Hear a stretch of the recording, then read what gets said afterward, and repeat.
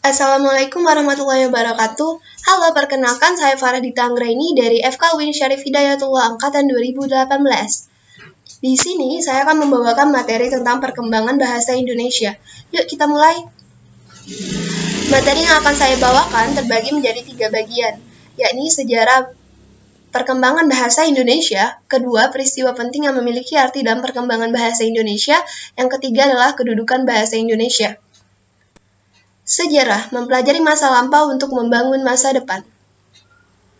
Jadi kapan sih bahasa Indonesia resmi diakui menjadi bahasa persatuan bangsa? A. Pada tanggal 28 Oktober 1928, B. Pada tanggal 18 Agustus 1945. Oke, jadi jawaban yang benar adalah tanggal 28 Oktober 1928 ya. Pada tanggal tersebut, dalam Ikrar Sumpah Pemuda, kami putra-putri Indonesia bertanah air satu, tanah air Indonesia. Berbangsa satu, bangsa Indonesia. Berbahasa satu, bahasa Indonesia. Akhirnya bahasa Indonesia resmi diakui menjadi bahasa persatuan bangsa. Namun pada saat itu pemerintahan Hindia Belanda masih belum mengakui bahasa Indonesia menjadi bahasa persatuan. Kenapa sih bahasa Melayu akhirnya terpilih menjadi bahasa Indonesia? Ada 3 alasan. Yang pertama adalah bahasa Melayu sudah menjadi bahasa kosmopolitan dan internasional. Bahasa Melayu sendiri sudah digunakan hampir di seluruh Asia Tenggara. Bahasa Melayu digunakan untuk komunikasi baik oleh suku bangsa Cina, Belanda, Arab, dan bangsa lainnya. Kedua, berbagai batu tulis seperti prasasti yang ada di Palembang, Bangka Barat, dan Jambi menggunakan teks bahasa Melayu kuno. Ketiga, bahasa Melayu lebih egaliter. Baik penulisan ataupun dalam komunikasi, bahasa Melayu lebih sederhana dan lebih mudah digunakan. Hindia Belanda, bahasa Melayu tinggi dan Melayu pasar. Bahasa Melayu tinggi adalah bahasa Melayu resmi yang digunakan oleh pemerintahan Hindia Belanda. Bahasa Melayu tinggi sebenarnya sudah digunakan secara meluas baik di sekolah, penerbitan, baik buku, majalah seperti majalah Panji Pustaka. Pers yang pro ke pemerintahan Hindia Belanda menggunakan bahasa Melayu tinggi atau yang dikenal dengan pers putih. Tokoh-tokoh pergerakan seperti Insinyur Soekarno, Haji Agus Salim, Hos Cokro Aminoto, Dr. Andes Muhammad Hatta, dan tokoh-tokoh pergerakan lainnya tidak hanya menggunakan bahasa Melayu tinggi untuk menyampaikan sarana pikiran mereka, namun mereka juga memperkaya kosakata bahasa Melayu tinggi dengan kolonialisme, Marxisme, demokrasi, dan pidato-pidato dan tulisan mereka. Bahasa Melayu pasar atau bahasa Melayu rendah. Bahasa Melayu ini digunakan oleh masyarakat rendah yang digunakan untuk berkomunikasi, kemudian untuk transaksi perdagangan di pasar. Kemudian bahasa Melayu pasar ini digunakan juga dalam kesusastraan Melayu Tionghoa atau sastra Melayu asimilasi dan koran-koran atau yang dikenal dengan pers kuning. Baiklah, sejarah perkembangan bahasa Indonesia sudah selesai. Yuk kita lanjut ke peristiwa penting yang memiliki arti dan perkembangan bahasa Indonesia. Peristiwa penting. Pada tahun 1901, Profesor Charles van Ophuijsen dibantu dengan Angku Nawawi dan Muhammad Thaib Sultan Ibrahim ditunjuk oleh pemerintahan Hindia Belanda untuk menyusun pembakuan bahasa Melayu, yang akhirnya melahirkan ejaan Van Ophuijsen. Kemudian ejaan Van Ophuijsen ini dimuat dalam Kitab Logat Melayu. Ejaan ini sudah disesuaikan dengan pemikiran Belanda dan penyesuaian administrasi pemerintahan Hindia Belanda. Lanjut.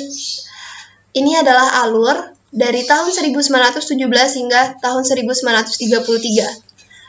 Bahasa Melayu sudah digunakan di sekolah, kemudian bahasa Melayu sendiri juga sudah disusun secara sistematis dan disebarkan oleh suatu badan yang dikenal dengan Taman Bacaan Rakyat pada tahun 1908. Kemudian, Taman Bacaan Rakyat ini sendiri diubah lagi menjadi Balai Pustaka pada tahun 1917.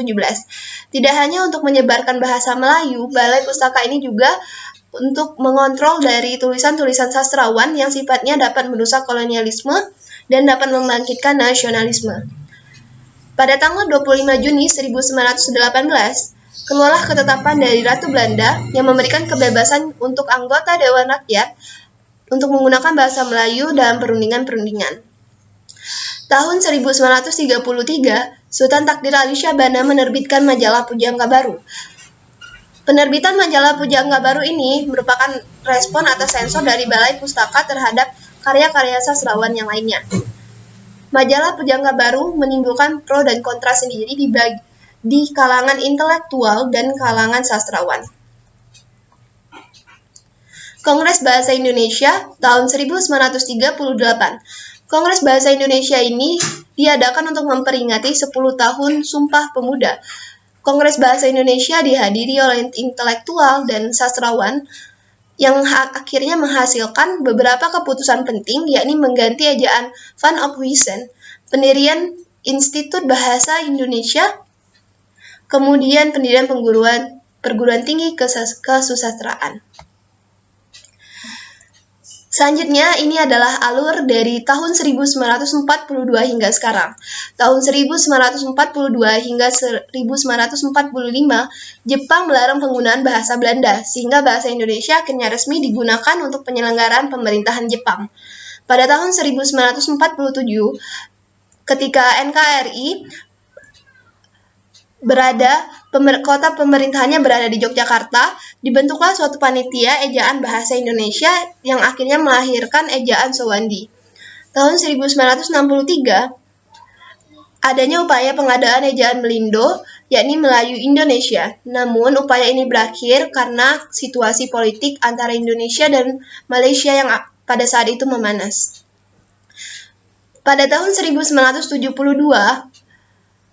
akhirnya EYD diresmikan dan hingga sekarang EYD digantikan oleh PUEBI. Kita lanjut ke kedudukan bahasa Indonesia. Kedudukan bahasa Indonesia. Jadi fungsi bahasa Indonesia sudah dituangkan dalam Seminar Politik Bahasa Nasional dan dalam UUD 1945 bab 15 pasal 36, yang diantaranya adalah bahasa Indonesia sebagai lambang kebanggaan nasional, sebagai lambang identitas nasional, alat pemersatu masyarakat, dan alat perhubungan antar budaya. Dalam UUD, bahasa Indonesia merupakan bahasa resmi kenegaraan, bahasa pengantar resmi di lembaga pendidikan, dan bahasa resmi yang digunakan dalam perhubungan dalam tingkat nasional dan pengembangan kebudayaan pemanfaatan ilmu pengetahuan serta teknologi modern. Daftar pustaka yang digunakan adalah dari buku Khazanah Bahasa Memaknai Bahasa Indonesia dengan Baik dan Benar. Baiklah, terima kasih atas perhatiannya. Semoga informasi yang saya sampaikan bermanfaat. Wassalamualaikum warahmatullahi wabarakatuh.